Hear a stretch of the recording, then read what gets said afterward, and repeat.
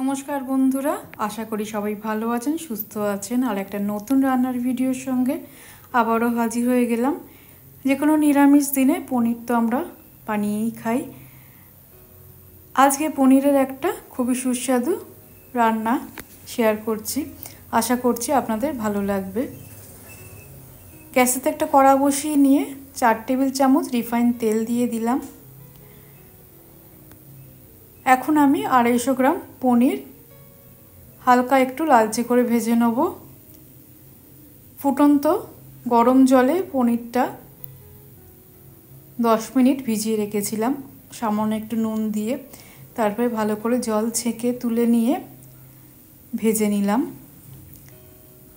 হালকা করে পনিরগুলো ভাজা হয়ে গেছে। এবার একই তেলে ফোড়নে দিয়ে দেব শাহ জিরে, এখানে আপনারা নর্মাল জিরেও ব্যবহার করতে পারেন। 1 চামচে 4 ভাগের 1 ভাগ দিলাম হিং, 2টো শুকনো লঙ্কা দিয়ে দিলাম আর দিয়ে দিলাম 1 টেবিল চামচ আদা লঙ্কা বাটা।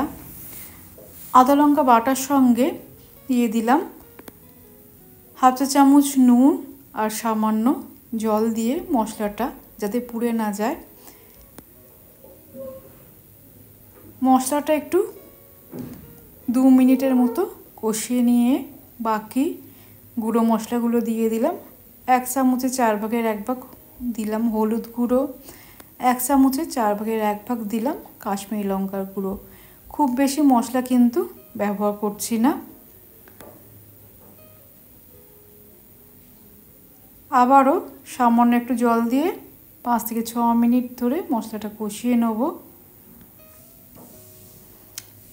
যেহেতু নিরামিষ রান্না স্বাদটা একটু ভালো করার জন্য 1 পিঞ্চ মতো দিয়ে দিলাম জায়ফল জয়িত্রীর গুঁড়ো, 1 চামচের 4 ভাগের 1 ভাগ দিয়ে দিলাম গরম মশলার গুঁড়ো।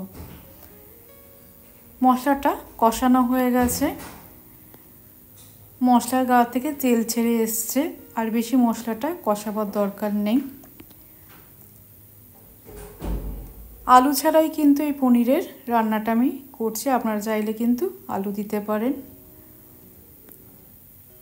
দিয়ে দিলাম হাফ কাপ পরিমাণে টক দই আর দিয়ে দিলাম হাফ চামচ চিনি,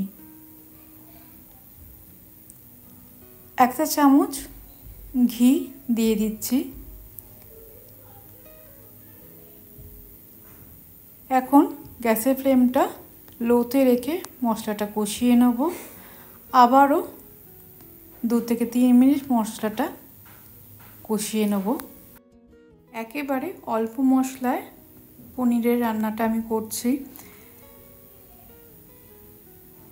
এবার দিয়ে দিলাম 2 থেকে 3টে গোটা কাঁচা লঙ্কা আর দিয়ে দিলাম গরম জল। যতটা গ্রেভি প্রয়োজন সেই অনুযায়ী জল ব্যবহার করবেন।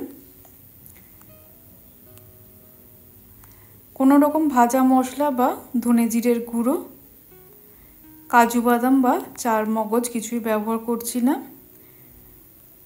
মশলাটা 5 মিনিট ফুটিয়ে নিয়েছি।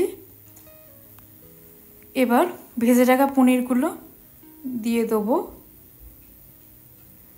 ঝোলের মধ্যে পনিরগুলো খুব বেশিক্ষণ ফোটাবো না, 2 থেকে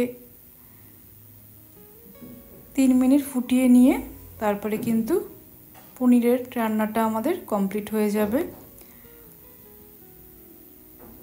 কাসুরি মেথি বা ধনে পাতাও দিলাম না।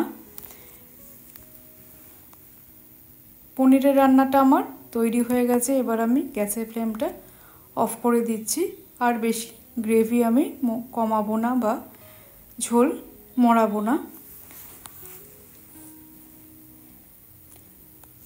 যে কোনো নিরামিষ দিনে এইভাবে পনিরের তরকারিটা বানিয়ে নিতে পারেন, খেতে কিন্তু অসাধারণ হয় সামান্য মশলাতেই। আজকের পনিরের রান্নাটা কেমন লাগলো অবশ্যই কমেন্ট করে জানাবেন। ভিডিওটা আজকের ভালো লাগলে রিকোয়েস্ট রইল আমার চ্যানেলকে সাবস্ক্রাইব করে দেওয়ার জন্য। পাশে থাকা বেল আইকনটিও প্রেস করে দিলে আমি যখন নতুন ভিডিও আপলোড করব সেই ভিডিও নোটিফিকেশান খুব তাড়াতাড়ি আপনাদের কাছে পৌঁছে যাবে।